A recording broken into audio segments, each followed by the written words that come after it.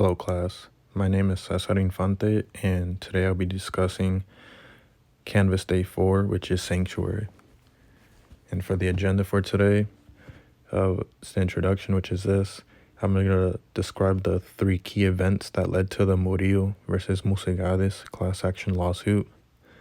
I'm going to explain the outcome of the lawsuit, and also, as I conclude it, I'm going to name 2 victories and also 2 shortcomings of the class action lawsuit in Murillo versus Musegades. So the 3 events that led to the lawsuit were, first was a woman named Maria, or she decided to name herself Maria for anonymity. She was from El Paso. She suffered unlawful use, unjustifiable force from the Border Patrol agent. This left her, unfortunately, very severely traumatized. The second event was by a man named Amparo. He was an English fluent U.S. citizen. He was also a resident of El Paso, and in fact, he was a senior in high school. Unfortunately, he happened to be racially profiled by the Border Patrol. He was detained and eventually deported to Mexico.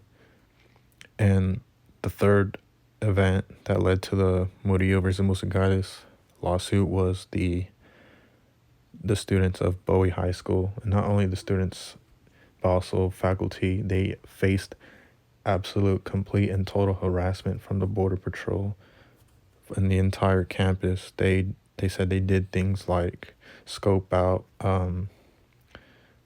the ladies' flags, and they were doing such things as like messing up the water supply at the school.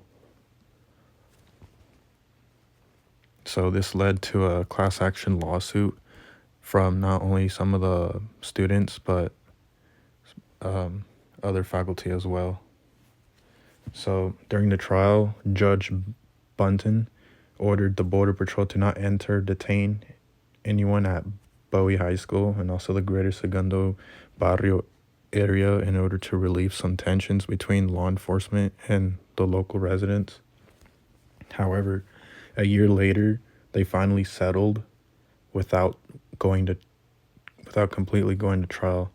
So what happens was the Border Patrol, they claimed to have stopped people due to the color of their skin. And this was the first of the victories of the lawsuit. The second victory was that they eventually posted a hotline about how to file a complaint in the case that someone would be a victim of civil rights abuse or police brutality on behalf of the Border Patrol agency. So 2 shortcomings were, the first was in response to the lawsuit, Border Patrol started an operation called Hold the Line, in which they would not stop harassing people. This time they moved to East El Paso, where they continued to harass and oppress the people that lived closer to the southern border.